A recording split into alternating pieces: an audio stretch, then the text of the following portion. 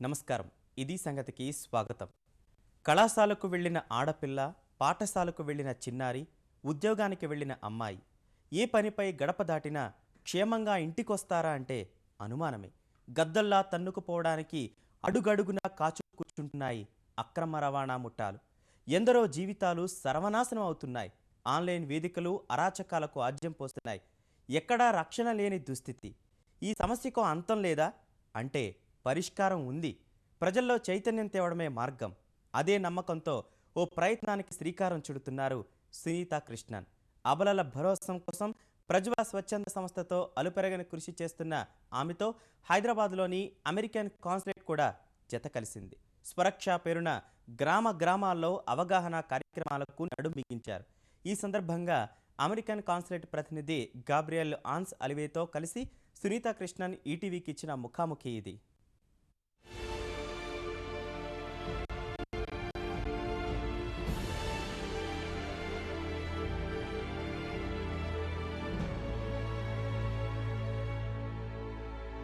ప్రపంచ దేశాలు ఎంతగానో అభివృద్ధి చెందుతున్నాయి.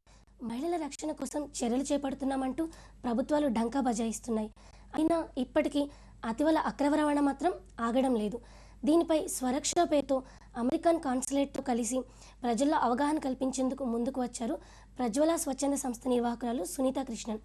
దీని గురించి మరిన్ని విశేషాలు మనతో పంచుకునేందుకు అమెరికన్ కాన్సులేట్ ప్రతినిధి గాబ్రియల్ ఆన్స్ అలివేతో కలిసి మనతో ఉన్నారు సునీత కృష్ణన్.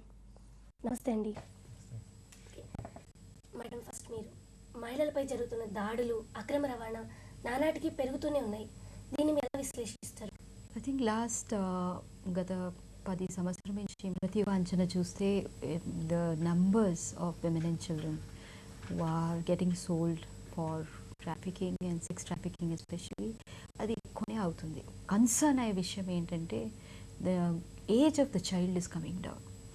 ఇప్పుడు దేశంలో ఒక గవర్నమెంట్ అంచనా దట్ 3 మిలియన్ అంటే 30 లక్షల ఆడవాళ్ళు అమ్మాయిలు అమ్ముడుపోతున్నారు sex ట్రాఫికింగ్కి.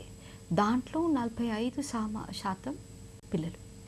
Trafficking for say adoption లేకపోతే ట్రాఫికింగ్ ఫర్ బెగ్గరీలో చూస్తే ఈవెన్ 5 నెలల శిశువులు ఉన్నారు. ఎన్నో రకాల అక్రమ రవాణా ఉంటాయి. ఒకటి వ్యభిచారానికి, ఇంకా మరి వేరే వేరే రీజన్స్ కూడా అయినా, లైక్ లేబర్ గురించి అమ్ముడుపోతారు, బెగరీ గురించి అమ్ముడుపోతారు, సర్కస్ గురించి అమ్ముడుపోతారు, అడాప్షన్ పేరట దత్తు తీసుకున్న పేరట అమ్ముడుపోతారు. సో అట్లాంటి అన్ని దేంట్లో చూస్తే మీరు ఒక రోజు శిశు కూడా అమ్ముడుపోయే పరిస్థితిలో ఉన్నారు. ప్రాబ్లంలో ఇంకొక వశం టెక్నాలజీ వచ్చిన తర్వాత గత 10 సంవత్సరంలో ఈ ప్రాబ్లం 100 times మల్టిప్లై అయింది. ఈరోజు the economic divide is completely vanished. Technology వల్ల ఇప్పుడు మిడిల్ క్లాస్ అమ్మాయి కూడా మోసపోయి ఇట్లాంటి ఒక దీంట్లో అమ్ముడుపోయే పరిస్థితి ఎక్కువ అవుతుంది. ఈరోజు ఎవరు సేఫ్ ఉంది అది చెప్పడం చాలా కష్టం. In terms of numbers we're the highest in the world. ఇది చెప్పే టైంలో ఇంకొక విషయం చాలా మనం గమనించే విషయం ఏంటంటే ఇది ఇండియా ప్రాబ్లం మాత్రం కాదు. Gabriel, what is your opinion on women trafficking and why it is increasing by day? Well, because the profits are quite easy and they are huge. $32 billion worldwide are the profits made from this trade. So the trafficking in person, which is the same as slavery, is increasing compared to previous centuries. You know, people have talked a lot about the atrocities of the slave trafficking in the 17th, 18th century, but today there are more slaves than in the past. When compared to the developing countries like India, how the women trafficking in American countries? The problems is very, very similar. In fact, you will find this problem in trafficking in most countries in the world. So the problem absolutely exists in the US in a very similar way that it exists in India, in America. There are few differences. For example, a lot of girls trafficked here in India come from tribal areas, they come from rural communities. In the US, we find that a lot of girls trafficked have come from families where they were not happy and they left home at a very, very young age, as early as 11 or 12. So they leave home because maybe they come from a family that is divorced and the mother was not able to properly take care of their education. Maybe there was a new man into the house that was abusing the girl sexually. So the young lady would find herself, would leave home, would find herself in the street at a very young age with no resources, no family support, no money. So what is she going to do? She's probably going to join, other homeless people. She's probably going to start, drug abuse, and then probably going to even sell her body to get some money. And at that point, she becomes extremely vulnerable. మనం ఎంతో అభివృద్ధి చెందామని చెప్పుకుంటున్నాం. ఇలాంటి పరిస్థితిలో ఈ women trafficking లాంటివి సమాజాన్ని ఏ వైపు నడిపిస్తున్నాయంటారు? In terms of social indicators, ఆడవాళ్ళ పిల్లల పరిస్థితి ఎప్పుడూ ఒకటే. అంటే ఇది violence against women and children, ఆడవాళ్ళ పిల్లల మీద జరుగుతున్న దాడులు, అది డౌరీ పేరట ఉండొచ్చు, డొమెస్టిక్ వైలెన్స్ పేరట ఉండొచ్చు, every level sexual abuse, child sexual abuse, sexual harassment at work place, అన్నీ ఇది చూస్తే అంత అతి ఘోరమైన పరిస్థితి. మన ఆడవాళ్ళు అమ్మాయిల పట్ల మన ఆలోచన పద్ధతి చేయలేదు. మనం ఇప్పుడు కూడా అమ్మాయిన ఆడవాళ్ళన ఒక వస్తువుగా చూసుకుంటాం, అమ్ముడు వస్తువుని చూస్తాం. ఆ ఒక థాట్న క్రిమినల్స్ మంచిగా ఎక్స్ప్లాయిట్ చేశారు. వాళ్ళకి తెలుసు మీరు ఎలాగన్నా మీ అమ్మాయిన సరిగా చూడరు. అది చూసి ఇప్పుడు 5 రోజు బిడ్డన దత్తు పేరు మీద కూడా కొనడం. ఎందుకంటే అమ్మాయి వద్దు నాకే, ఓకే, సో సరే నాకు ఇచ్చేసే, నేను కొనుక్కుంటా, ఓకే, నేను కొనేసి అమ్మాయిన 20 లక్షలకి బయట దేశాలకి అమ్మేస్తాను. ఎక్కడ అమ్మాయి కిడ్నీ తీసేసి ఏదైనా చేసుకుంటారు, లేకపోతే ఏదో ఇచ్చేస్తారు. అంటే ఏ రోజు, నా అభిప్రాయంలో ఏ రోజు మన దేశం కానీ, మన సమాజం కానీ, మన ఇల్లులు, మన వీధులు మన అమ్మాయిలకి ఆడవాళ్ళకి సేఫ్ అవుతుంది, ఆ రోజు మనం కరెక్ట్గా అభివృద్ధి చేయాలి. ప్రతి 22 నిమిషంలో ఒక పాప మీద రేప్ జరుగుతుంది ఈ దేశంలో. 1973 నుంచి ఇప్పటి వరకు మనం చూస్తే, స్టాటిస్టిక్స్ చూస్తే 873% ఇంక్రీజ్ అయిపోయింది. Okay, Mr. Gabriel, you are saying that the women trafficking problem is same in US country. So what kind of action the government is taking against women trafficking there? Well, I can tell you the action that the US government is taking inside the USA against prostitution in general. And I think the US government is trying to tackle the demand, because without demand, the problem basically will disappear. And so you have actions like, for example, police officers posing as a girl offering services on the internet or in newspapers. And when clients come to meet the girl, then they are snatched and put in jail. Other actions that are done to discourage the demand is for street prostitution, for example, the areas where the cars are stopping are being watched, and when a client stops, he's arrested, his car is being taken away, his driver's license is being taken away, and so that also discourages the demand. There is other actions like schools, for example, a client that a client buying sex that has been arrested before will be put through a school, a class, to discourage him from going back to buy sex again the next time. And it is working to some extent. For example, without the class, we know that the men buying sex will go back to buy sex in about 10% of the cases. With the class, it is reduced by about 50%. Do you think that immediate action, immediate punishment will give better results? Well, certainly. I mean, a man arrested for buying sex has broken the law and is put in jail, and that definitely deterrent. But if in addition a shame is brought to him through, for example, those television shows, then I think for sure this man is not going to go back to buy sex. Okay, మీరు ఇప్పుడు స్వరక్ష పేరుతో programme చేపడుతున్నారు. అయితే దీని విధి విధానాలు ఎలా ఉండబోతున్నాయి, అలాగే ప్రజల్లోకి దీన్ని ఎలా తీసుకెళ్ళబోతున్నారు? యుఎస్ గవర్నమెంట్ ఏం చేసిందంటే, ట్రాఫికింగ్ ఇన్ పర్సన్స్ రిపోర్ట్ అని ఒక రిపోర్ట్ తీసుకొచ్చింది. చాలా ఇంట్రెస్టింగ్ రిపోర్ట్ ఇది. ఒక ప్రపంచవ్యాప్తంలో ఉన్న వేరే వేరే దేశాలు మీరు ఎంత చేస్తున్నారు, ట్రాఫిక్ని అరికట్టడానికి మీరు ఏమేమి చేస్తున్నారు, దాని గురించి ఒక స్కేల్ తయారు చేసి దాంది ఒక రిపోర్ట్. అంటే the scale is divided into 3 parts: Tier 1, Tier 2, Tier 3. Tier 3లో అసలు ఈ విషయం మీద పట్టించుకోలేన కంట్రీస్. Tier 2లో ఏదో ఎంతో కొంత పట్టించుకుంటున్నారు, బట్ అంత ఏం చేయటం నామకే వాస్తే. That is tier 2. And tier 1లో పట్టించుకుంటున్నారు, యూనో చాలా చేయడానికి ప్రయత్నం చేస్తున్నారు. మన దేశం ఇండియా టైర్ 2లో పోయింది. మా ఆర్గనైజేషన్ ప్రజ్వల గత 25 సంవత్సరంలో 15,000 అమ్మాయిలను బయట తీసుకొచ్చింది. అది ఒక ఏం చెప్తాము, గార్బేజ్ క్లీనింగ్ ఎక్సర్సైజ్ లాగా. అది ప్రివెంట్ చేయడం is the real answer. And Swaraksha అని ఈ క్యాంపెయిన్ ట్రాఫికింగ్ని ప్రివెంట్ చేయడానికి బయట వచ్చింది.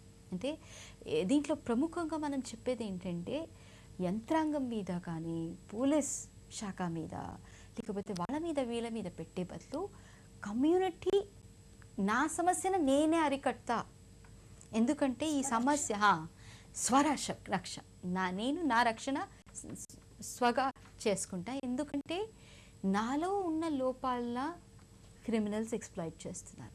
సురక్ష ఒక ప్రజా చైతన్య రథం. జనవరి 9కి మనం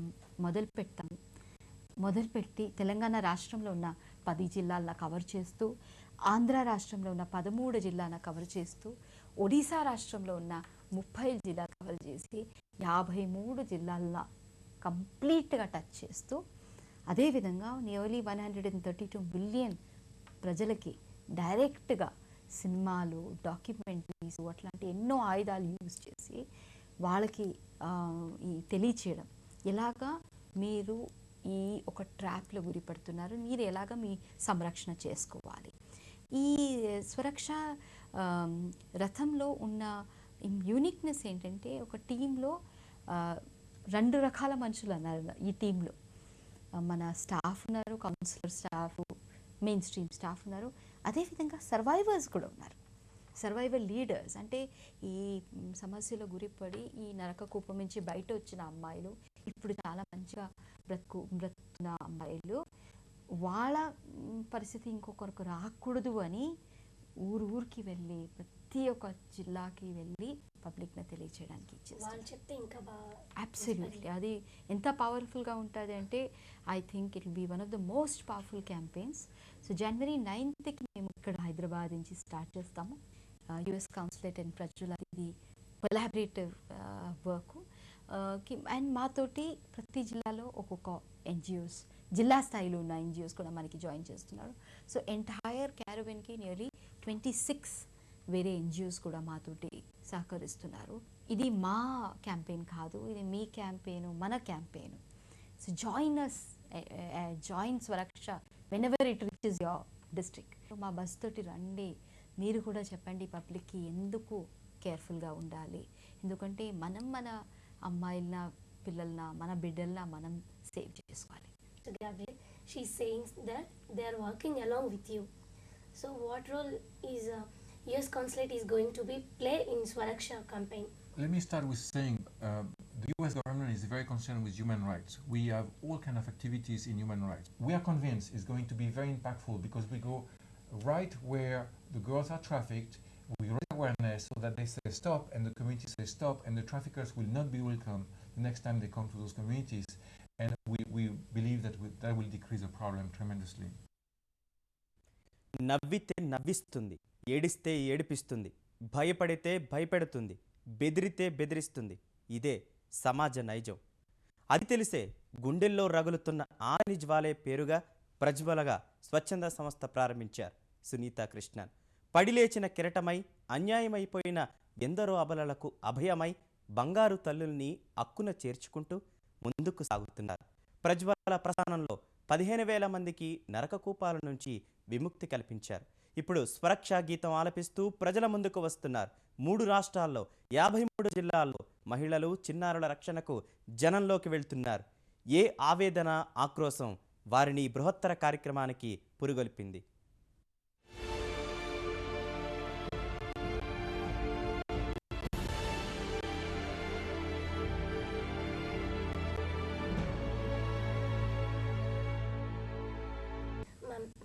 మహిళల ఈ అక్రమ రవాణాలో మహిళల పాత్ర ఎంతవరకు ఉందంటారు?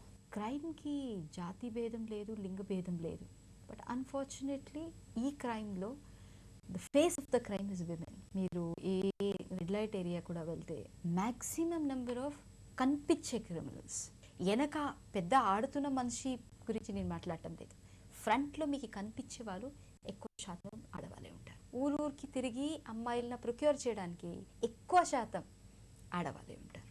బట్ ఈ క్రైమ్లో ఆడవాళ్ళ అవసరం ఎక్కువ ఉంది ఈ క్రైమ్ను నడిపించడానికి. ఎందుకంటే ఒక ఊర్లో వెళ్ళి ఒక లేడీ వెళ్ళి మా బాంబేలో మంచి జాబ్ ఉంది తీసుకువెళ్తా ఇస్తానంటే నమ్మడానికి ఇంకా ఈజీ. మాకు తెలిసిన ఒక కేసు ఉంది, ఒక అబ్బాయి 6 నెలల్లో 13 సార్లు పెళ్లి చేసుకున్నాడు. వాడ మోడస్ ఆపరేంటి ఏంటి, ఊరికి తిరగడము, ఒక మంచి ఆంటీ ఉంటుంది ఆయనతోటి మంచిగా డ్రెస్అప్ చేసి ఆమెన తన తల్లిగా చూపిస్తాడు, కొన్ని చోట్ల తల్లిగా చూపిస్తాడు, కొన్ని చోట్ల అక్కగా చూపిస్తాడు.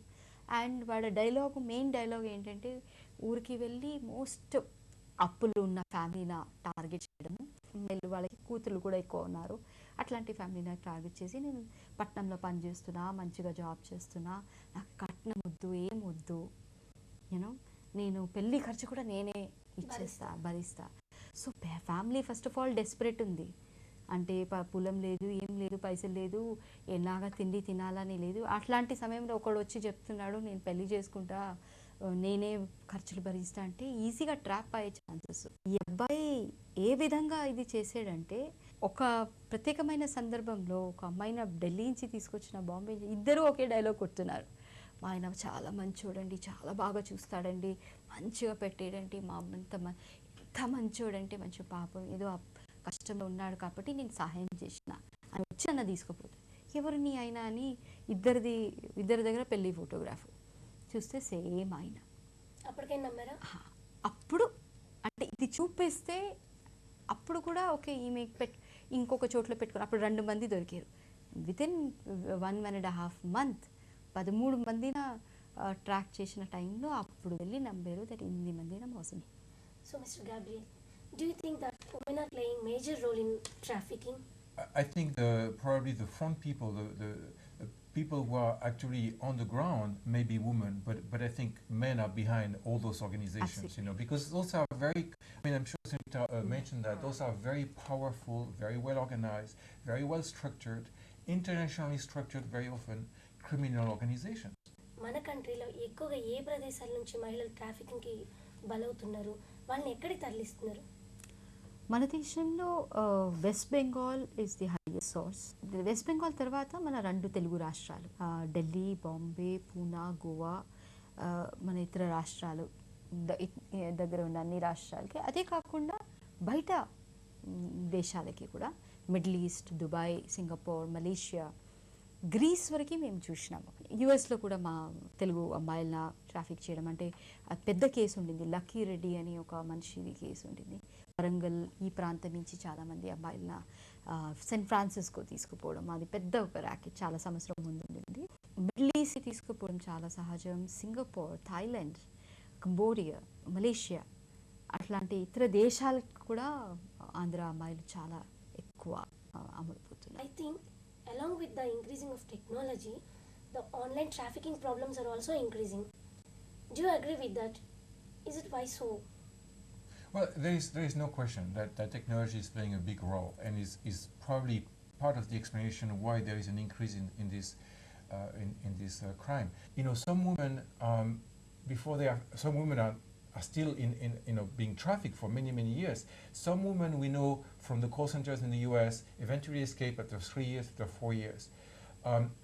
When a person escapes after 4 years, for example, of this forced labor or forced sexual trafficking, they have been raped so many times. They've been raped 40,000 times, 50,000 times. Can you imagine the life of that person trying to get back to a normal life after having been raped 30 times per day, 7 days per week for 4 years? Can you try to imagine how impossible it is to go back to a normal life after that? రీసెంట్గానే మనం చూడొచ్చు, హైదరాబాద్లోని జననిరావు Facebook ద్వారా ఇలా అమ్మాయిని 200 మెంబర్స్ని ఒకడు ఇలా అంటే ట్రాప్ చేశాడు. అలాంటి అతన్ని పోలీసులు కంప్లైంట్ అంటే పట్టించింది జననిరావు అనే అమ్మాయి. సో ఫేస్బుక్లో ఎందుకు ఇంతమంది అమ్మాయిలు ఒకేసారి 200 మెంబర్స్ ఒకే అబ్బాయి ట్రాప్లో పడిపోవడం అనేది చాలా దారుణ విషయం. ఎందుకు ఇలాంటివి జరుగుతున్నాయి అంటారు? టెక్నాలజీ తోటి వస్తున్న ఒక బలం ఏంటంటే అనానిమిటీ. మీ ముఖం చూడడానికి అవసరం లేదు. మీరు వేరే వేరే ముఖాలు కావాలంటే నేను ఇప్పుడు ఐశ్వర్య రాయ్ ఫోటో పెట్టి నా ప్రొఫైల్ పిక్చర్ చేయొచ్చు. ఆ ఒక anonymity is one of the biggest reasons that is used both by the criminals and the victims. ఆ అనానిమిటీ వల్ల ఈ క్రైము 2000 టైమ్స్ మల్టిప్లై అవ్వడానికి ఈజీ అయిపోయింది. మేము కేరళలో చూసినాము. ఫేస్బుక్ పేజు పేరు సంకొచ్చు సుందరిగల్, అంటే చిన్న అందమైన అమ్మాయి. 3000 మనుషులు ఉన్నారు ఆ పేజ్లో. ఈ పేజ్లో మీరు చూస్తే చిన్న చిన్న పిల్లల ఫోటోగ్రాఫ్స్, నార్మల్ ఫోటోగ్రాఫ్స్. స్కూల్ పాప ఇలాగ నిల్చుకుంటుంది, ఇలాగ చేస్తుంది, అంతే. దాంట్లో రాస్తున్న కామెంట్స్ చూస్తే యూ విల్ గెట్ షాక్డ్. 3000 మనుషులు ఒకరొకరితోటి మాట్లాడుతున్నారు. నేను 2 సంవత్సరం పాపతోటి అది చేసిన, 4 సంవత్సరం పాపతోటి ఇది చేసిన, నీ ఎక్స్పీరియన్స్ ఎలాగ ఉండింది, నువ్వు అలా ఆ రోజు అది చెప్పినావు కదా అది ఎలాగ ఉండింది. అంటే ఒక పెడోఫైల్స్, పిల్లలతోటి సెక్స్ చేస్తున్న మనుషులు పెడోఫైల్స్ అని. వాళ్ళ కమ్యూనికేషన్ పేజ్, ఈ పేజ్న మేము రిపోర్ట్ చేసినాం, బ్లాక్ చేయించినాం ఫేస్బుక్ తోటి. తర్వాత పోలీస్కి ఇన్ఫర్మేషన్ ఇచ్చినాం, దీని మీద ఇన్వెస్టిగేషన్ చేయండి అని. పోలీస్ ఇన్వెస్టిగేషన్ చేస్తే చైల్డ్ ట్రాఫికింగ్ది పెద్ద ర్యాకెట్ బయట వచ్చింది. యూనో చిన్న చిన్న పిల్లలు, 10 year old 12 year old మంచి స్కూల్స్లో చదువుతున్న పిల్లలు ట్రాప్ చేసి బెంగళూరు నుంచి కొచ్చిన్ తీసుకుపోవడం. అంటే ఇది జస్ట్ ఒక పేజ్లో నీ ఫోటో పంపించిన అలాగ మోసం చేసినా కాదు, ఇది యాక్చువల్లీ వర్చువల్ మీడియం నుంచి రియల్ స్పేస్కి వచ్చేసారు. ఇట్లాంటి ఒక సంరక్షణ విధానాలు కూడా మేము సురక్ష క్యాంపెయిన్లో మాట్లాడతాము. Which countries are taking severe actions against the women trafficking and how the results are? Well, I'm not a specialist in every country, so I can only talk for the US and no India. I've been in India almost 6 months now. So through actions of NGOs like Sunita Krishnan, more and more actions are being taken. Soon there will be a specialized agency here in India through the effort of Sunita and through the effort of the Supreme Court that will fight only trafficking. So we'll see more effective action. In the US, Sunita has already mentioned our special trafficking law, which is very powerful. But let me say, at this stage where technology is enabling more and more trafficking, we have to use technology to fight this trafficking. Absolutely. At this point, we need to think that trafficking is a crime for everybody. Every single decent human being has to be concerned with trafficking. Of course, men and women, obviously. So what we need to encourage is to encourage every single person to talk to their communities, to talk to their families, men to talk to other men, take their friends and say, if you go to buy sex because you think it's fun, because you think you just want to have, some pleasure, you are bringing one human being into slavery. And that's not acceptable. So everybody has to unite in double, triple our efforts to stop this crime, to stop trafficking. Okay, madam, దీని గురించి మీ దగ్గర ఉన్న సమాచారం ఏం చెప్తారా? Liberal చెప్పారు and I agree with all what he said. నాకు అనిపిస్తుంది మన దేశంలో ఉన్న చర్యలు ఇప్పుడు కూడా సుప్రీంకోర్టులో ఉన్న నానా రకమైన కేసెస్ వల్ల, ప్రజ్వల వేసిన కేసు కావచ్చు, బచ్పన్ బచావో ఆందోళన్ పెట్టిన కేసెస్ ఉండొచ్చు, కేసెస్ వల్ల కొంచెం ఎంతో కొంత చట్టాలు తీసుకురావాలని అవగాహన వచ్చింది. So we are trying to do something. Definitely ఒక రోజులో మార్పు రాదు. మార్పు రావాలంటే గవర్నమెంట్ ఒక్కటే చేస్తే కూడా మార్పు రాదు, మనమందరూ చేరాలి. మీరు all of you all as media should join the campaign. All of us like NGOs should be part of the campaign. ప్రతి ఒక్క stake holder, whether it is the police, whether it is the government, whether it is the community, అందరూ చేరితేనే ఈ problem మనం solve చేయొచ్చు. దాన్ని ఒక మొదలు అడుగు స్వరక్ష క్యాంపెయిన్. మన స్వరక్ష లోగో చూస్తే దాన్ని 3 అంశాలు చెప్తాయి: education, empowerment and boundaries. Okay, education empowerment గురించి మనం ఒక రథం తీసుకోవచ్చు, మనుషుల్లో ఒక చైతన్యం తీసుకురావచ్చు. అమ్మాయిల గురించి, అబ్బాయిల్లో ఎలాగ అమ్మాయిలను చూడాలి, వాళ్ళ గురించి గేబ్రియల్ చెప్పినలాగా డిమాండ్ గురించి పనిచేయాలంటే, ఎందుకంటే ఒక 7 సంవత్సరం పాప వ్యభిచార కూపంలో అమ్ముడుపోతుందంటే ఎవరో ఒకడు కొన్నుతున్నాడు, దానికే కదా. ఏ రోజు అది కొనడం మానేస్తారో ఆ ప్రాబ్లమే సాల్వ్ అవుతుంది కదా. డిమాండ్ మనం తగ్గిస్తే, సో ఇది మనం ఇవ్వచ్చు, బట్ బౌండరీస్ మనమే మన లైఫ్లో తీసుకురావాలి. ఫైనల్గా స్వరక్ష తరపున నేటి తరం మహిళలకి మీరేం చెప్పాలనుకుంటున్నారు? స్వరక్ష మన క్యాంపెయిన్, మీ క్యాంపెయిన్, నా క్యాంపెయిన్. సో స్వరక్ష విజయవంతం చేయాలంటే ఇది ఒక బస్సు వెళ్తే విజయవంతం కాదు. దీంట్లో చెప్తున్న విషయాల మీద మీరు గమనించండి, మీ జీవితంలో అది గ్రహించుకోండి. ఏ రోజు ఒక అమ్మాయి కూడా అమ్ముడుపోదు.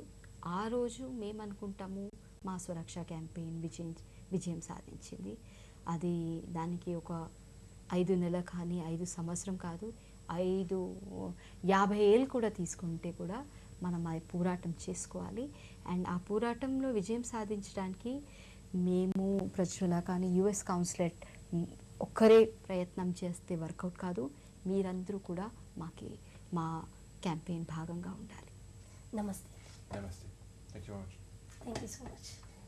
మహిళల అక్రమ రవాణాను అరికట్టేందుకు తొలి అడుగుగా పడుతున్న స్వరక్ష క్యాంపెయిన్ విజయవంతం కావాలని మనము ఆశిద్దాం. మరిన్ని విభిన్న అంశాలతో మరో ఇది సంగతిలో కలుద్దాం. నమస్కారం.